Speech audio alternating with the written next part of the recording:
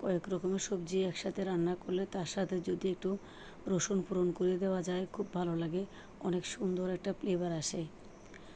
অনেক আগে এভাবে খেয়েছি, আমার মা মাঝে মাঝে এভাবে রান্না করতো, কয়েকটা সবজি একসাথে করে রান্না করতো, তার সাথে এভাবে রসুন দিয়ে ফোড়ন দিত। উনি অবশ্যই এভাবে রান্না করতো না আমার মতো, উনি সুন্দর করে সব কিছু একসাথে বসিয়ে দিত, তারপর রসুন ফোড়ন দিয়ে নামিয়ে ফেলতো। তো চলুন দেখা যাক, আজকে মনে হলো আগের মতো এরকম একটু রান্না করে খেয়ে দেই কেমন লাগে। তারপরে আমি একটু ছাদে যাই বা গাছে থেকে দুইটা চারটার মতো প্রায় চিচিঙ্গা নিয়ে এসেছি, দুইটা রেখে দিয়েছি, আর দুটো চিচিঙ্গা নিয়ে নিলাম। আর বাসায় ফ্রিজে ছিল এক টুকরো চাল কুমড়ো, ওটাও নিয়ে নিচ্ছি, সাথে দুটো আলু দিব। এখন আমি চিচিঙ্গা এবং চাল কুমড়োটা পরিষ্কার করে নিলাম চামড়া ছুলে। এখন চিচিঙ্গাগুলোকে আস্তে আস্তে কেটে নিব, একটু লম্বা লম্বা করে পিস করে নিচ্ছি, যেহেতু সাথে আমি কিছু চিংড়ি মাছ অ্যাড করব, চিংড়ি মাছগুলো দিলে আর একটু ভালো লাগবে। তো চিচিঙ্গাগুলো খুব বেশি বড় করে কাটবো না, একটু চিকন করে কাটবো।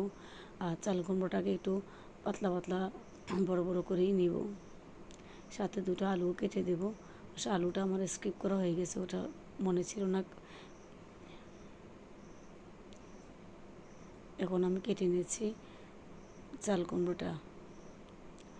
আগের দিনে যখন আমরা ছোট ছিলাম তখন বাড়িতে এরকম রান্না করতো, আমার দাদু থাকতো এরকম রান্না হতো, আমার আম্মাও মাঝে মাঝে এরকম রান্না করতো। তখনকার স্বাদটা আসলে অন্যরকম ছিল।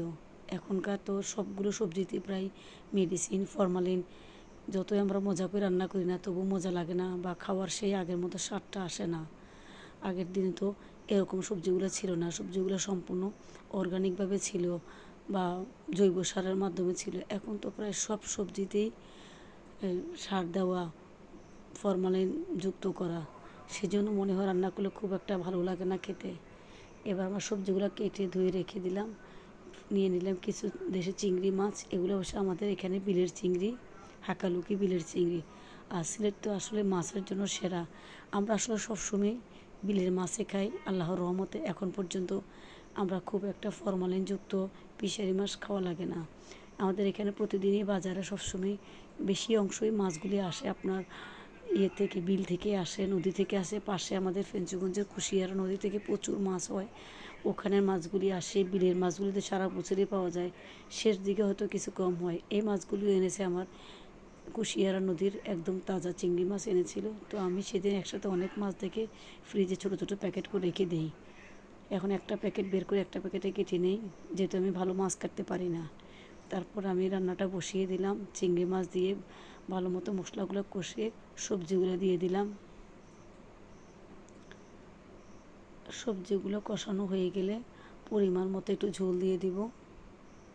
এই সবজিগুলো রান্না করতে খুব বেশি সময়ও লাগে না, খুব অল্প সময়ে রান্না হয়ে যায়, যেহেতু সবগুলি সফট সবজি।